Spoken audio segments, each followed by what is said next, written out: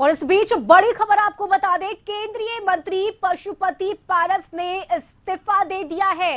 ये बड़ी खबर बता रहे हैं, केंद्रीय मंत्री पशुपति पारस ने इस्तीफा दे दिया है। एनडीए में सीटों का बंटवारा किया गया और पशुपति पारस को दरकिनार कर दिया गया, जिसके बाद पशुपति पारस का ये बड़ा फैसला, केंद्रीय मंत्री पशुपति पारस ने अपना इस्तीफा दे दिया है।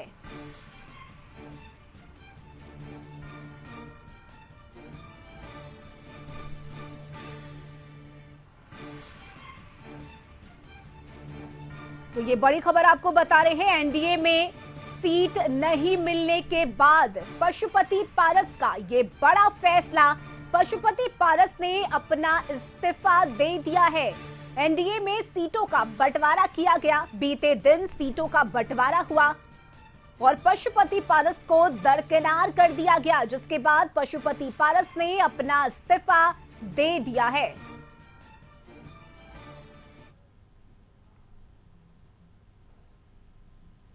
घोषणा नहीं। तो ये बड़ी खबर आपको बता रहे हैं, एनडीए में सीट नहीं मिलने के बाद पशुपति पारस ने इस्तीफा दे दिया है। केंद्रीय मंत्री पशुपति पारस ने अपना इस्तीफा दे दिया है। केंद्रीय कैबिनेट से पशुपति पारस ने अपना इस्तीफा दिया है। ये बड़ी खबर आपको बता रहे हैं, बीते दिन एनडीए में सीटों का बंटवारा किया गया और पशुपति पारस को एक भी सीट नहीं दी गई, जिसके बाद पशुपति पारस ने अपना इस्तीफा दे दिया है।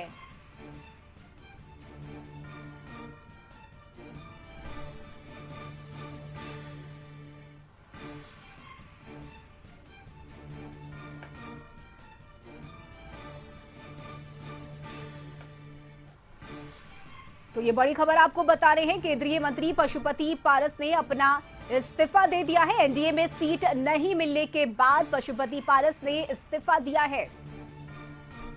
वहीं चिराग पासवान की बात की जाए तो एनडीए में चिराग पासवान को 5 सीटें मिली, जिसके बाद पशुपति पारस की ये नाराजगी, एक भी सीट नहीं मिलने से पशुपति पारस ने अपना यह इस्तीफा दिया है।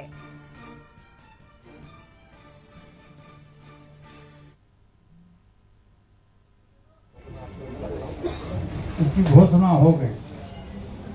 मैंने आज से 5-6 दिन पहले प्रेस वार्ता में मैंने कहा था कि हम तब तक इंतजार करेंगे जब तक एनडीए का विधिवत घोषणा नहीं।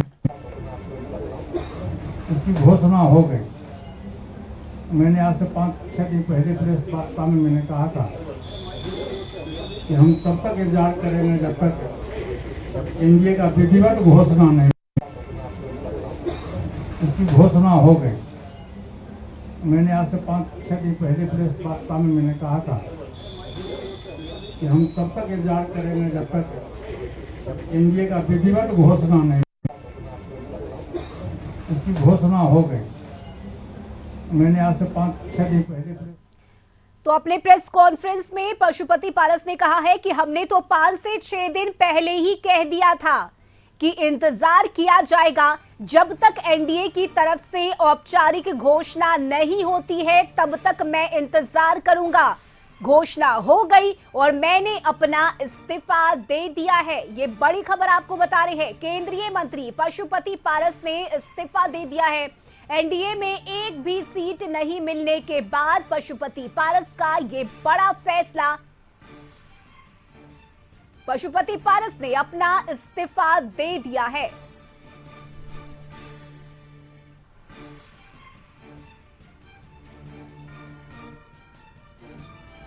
तो प्रेस कॉन्फ्रेंस करते हुए पशुपति पारस ने इस बात की जानकारी दी। उन्होंने कहा कि हमने तो पहले ही कहा था कि इंतजार किया जाएगा, जब तक एनडीए की तरफ से औपचारिक घोषणा नहीं हो जाती तब तक मैं इंतजार करूंगा। औपचारिक घोषणा हो गई और पशुपति पारस को एक भी सीट नहीं मिली, जिसके बाद पशुपति पारस का ये बड़ा फैसला, एक भी सीट नहीं मिलने से पशुपति पारस ने इस्तीफा दे दिया है।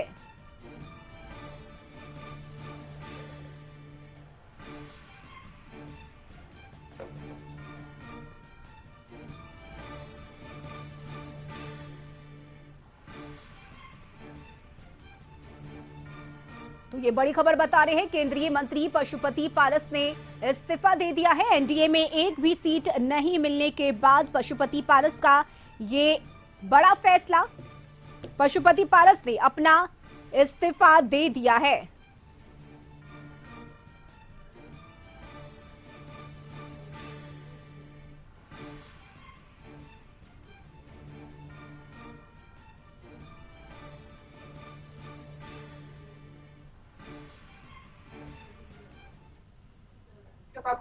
चुनाव बोलना था, मैं बोल दिया। अब देखिए, भविष्य की राजनीति आज हम अपने पार्टी के जिम्मेवारी बैठक कार्यकर्तागण है, उनके साथ मैं बैठ के तय करूँ। सर क्या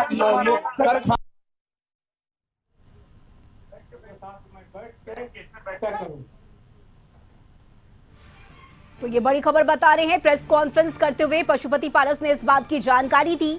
केंद्रीय कैबिनेट से पशुपति पारस ने अपना इस्तीफा दे दिया है।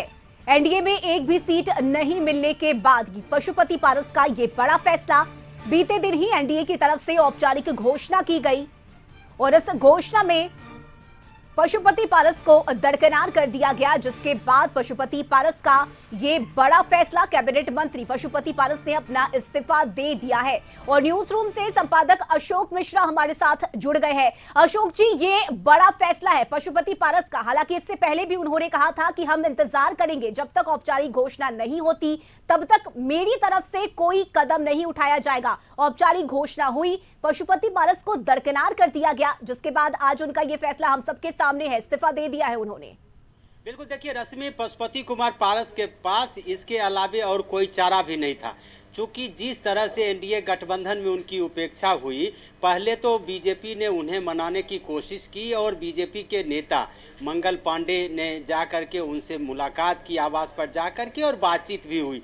कई तरह की मीडिया में खबरें भी आई कि पशुपति पारस को मनाने के लिए बीजेपी ने कई ऑफर भी दिए हैं, उन्हें राज्यसभा भेजने का, फिर राज्यपाल बनाने का, प्रिंस को मंत्री बनाने का, कई तरह की चर्चाएं हुई। और इन चर्चाओं पर कहीं न कहीं पशुपति कुमार पारस के नेता भी मौन साधे रहे। लेकिन पशुपति कुमार पारस को शायद इस बात का अंदेशा नहीं था कि बीजेपी के साथ जो है उनका रिश्ता खत्म हो चुका है और बीजेपी ने उनसे अलग होने की तैयारी कर ली है। और यही वजह है कि कल जब बीजेपी ने यानी कि एनडीए गठबंधन की प्रेस कॉन्फ्रेंस हुई तो उस प्रेस कॉन्फ्रेंस में सीधा ये देखा गया कि पशुपति कुमार पारस की चर्चा नहीं हुई और उनके पार्टी को कहीं कोई सीटें नहीं दी गई। इसका साफ मकसद यही था कि बीजेपी और एनडीए गठबंधन ने माना कि पशुपति कुमार पारस की उपयोगिता उनके पास नहीं है, यानी कि वो पशुपति कुमार पारस की आज जो डिमांड है उसको पूरा करने में वो सक्षम नहीं है। और इस तरह से पशुपति कुमार पारस आस लगाए बैठे कि एनडीए की तरफ से, बीजेपी के तरफ से उन पहल की जाएगी और उन्हें मनाने की कोशिश की जाएगी और अंत तक कोई न कोई समझौता हो जाएगा।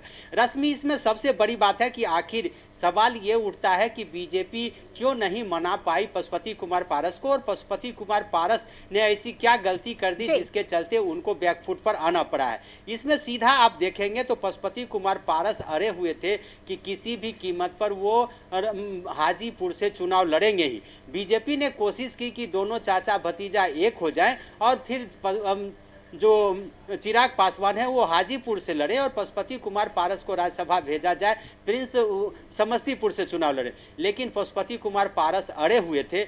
परिणाम यह हुआ कि बीजेपी को यह नागबार गुजरा और बीजेपी मानती है कि हाजीपुर की जो सीट है वो स्वर्गीय रामविलास पासवान की सीट है और उस सीट पर चिराग पासवान का हक बनता है। चिराग पासवान बार बार बोल रहे थे कि किसी भी कीमत पर हम हाजीपुर सीट से समझौता नहीं कर सकते, और हुआ यही कि अंततः हाजीपुर की सीट चिराग पासवान को मिल गई और फिर जो पशुपति कुमार पारस आस लगाए बैठे थे वो बिल्कुल समाप्त हो गया। अब पशुपति कुमार पारस के पास दो ही विकल्प थे रश्मि, या तो वो चुपचाप बैठ जाएं। अगर बीजेपी जिस तरह का उन्हें ऑफर दे रही थी उस ऑफर को वो स्वीकार कर लेते तो उनकी पार्टी खत्म हो जाती, यानी कि भले ही पारस को राज्यसभा मिल जाए या पारस को राज्यपाल का पद मिल जाए, प्रिंस को भले मंत्री का पद मिल जाए, लेकिन अब सवाल ये उठता था कि आखिर राष्ट्रवादी लोक जनशक्ति पार्टी, राष्ट्रीय जो लोक जनशक्ति पार्टी है, आखिर उसके कार्यकर्ता कहाँ जाएंगे? चंदन सिंह कहाँ जाएंगे जो नवादा के सांसद हैं? सूरज भान क्या करेंगे? फिर अन्य जो नेता हैं वो क्या करेंगे? वैसी परिस्थिति में पशुपति कुमार पारस के पास यही एक विकल्प था कि उनको केंद्रीय मंत्रिमंडल से इस्तीफा दे देना, और अब वो स्वतंत्र हैं। एनडीए ने उन्हें अलग किया तो वो भी एनडीए से अलग हो गए, और एक तरह से कहिए कि पशुपति कुमार पारस ने बड़ी ही राजनीतिक सूझबूझ का फैसला दिया है कि मंत्री पद से उन्होंने इस्तीफा दे दिया। इससे उनकी इज्जत बच गई है। कहीं न कहीं मंत्री पद पर वो अगर बने रहते 2-4 दिन भी तो उनकी फजीहत होती। दूसरी बात है कि उनके सामने अब चुनौती है पार्टी को बचाने का और चुनाव में जाने का। अगर वो इस चुनौती का सामना कर लेते हैं तो हो सकता है कि लोकसभा चुनाव में उन्हें नुकसान भी झेलना पड़े, लेकिन आने वाले विधानसभा में अगर ये महागठबंधन का हिस्सा बनते हैं, अगर 1% वोट भी या आधा प्रतिशत वोट भी पशुपति कुमार पारस महागठबंधन को दिलाने में सफलता हासिल करते हैं तो इनकी हैसियत बची रह सकती है और कहीं न कहीं इनकी पार्टी भी बच जाएगी। रश्मि, बिल्कुल, और यही वजह है कि अब इस बात की भी उम्मीद है अशोक जी कि पशुपति पारस अब तेजस्वी यादव से मुलाकात कर सकते हैं। इस बात की चर्चा भी चल रही है कि वो तेजस्वी यादव से मुलाकात करेंगे, INDIA गठबंधन के साथ जा सकते हैं। ये रास्ता अब है पशुपति पारस के पास एनडीए से अलग होने के बाद। बिल्कुल, देखिए अब पशुपति कुमार पारस के पास विकल्प खुले हुए हैं। स्वाभाविक भी है कि पारस अब अपना राजनीतिक फैसला ले सकते हैं। और जो हमें जानकारी मिली है रश्मि कि जब एनडीए की तरफ से और बीजेपी के तरफ से पशुपति कुमार पारस को न्योता नहीं मिला तो फिर उन्होंने जो बैठक की थी उस बैठक में पूर्व सांसद सूरज भान जो पार्टी के राष्ट्रीय उपाध्यक्ष भी हैं, और उन्होंने पशुपति कुमार पारस को कहा कि आप चिंता मत कीजिए, आप अगर एनडीए की तरफ से निमंत्रण हमें नहीं मिलता है तो हम अकेले चुनाव लड़ेंगे, और उन्होंने भरोसा दिलाया कि हम आपके साथ हैं। तो सूरज भान का जब साथ पशुपति कुमार पारस को मिला तो उनका भी मनोबल ऊंचा हुआ है, और उनको लगता है कि पार्टी के जो नेता हैं, जो कार्यकर्ता हैं, जो उनके साथ जुड़े हुए हैं, उनकी भावनाओं के साथ अगर वो जुड़े रहते हैं तो फिर आने वाले दिन में कहीं न कहीं उनकी राजनीतिक हैसियत बढ़ सकती है। और यही वजह है कि पारस ने आज इस्तीफा दे दिया है। अब स्वाभाविक है, बिहार में 2 ही गठबंधन है, एक गठबंधन एनडीए का है जिससे पारस को बाहर का रास्ता दिखा दिया गया है, दूसरा गठबंधन महागठबंधन है जिसमें अभी भी विकल्प बाकी है। अब सवाल ये उठता है कि क्या पारस को महागठबंधन में तवज्जो मिलेगी? क्या लालू प्रसाद यादव और तेजस्वी प्रसाद यादव पारस को एंट्री देंगे? क्या पारस को उनके मन के मुताबिक सीट मिलेगी?